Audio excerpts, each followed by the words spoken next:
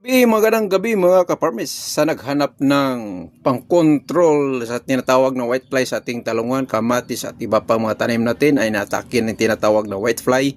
Ito ang pinakadabis na pangkontrol sa whitefly mga kaibigan, mga kaparmers.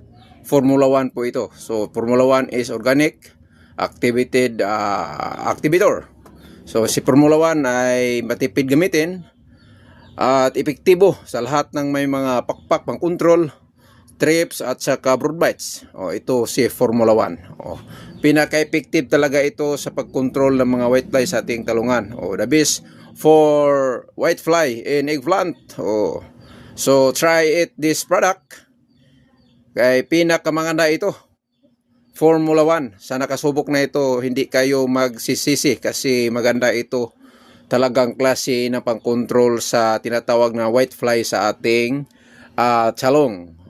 Si Formula 1. So si Formula 1, ang ating gawain nito ay 20 to 20 ml per tank load lang ang ating timplada or 100 to 200 ml per drum. So itong 250 ml nasa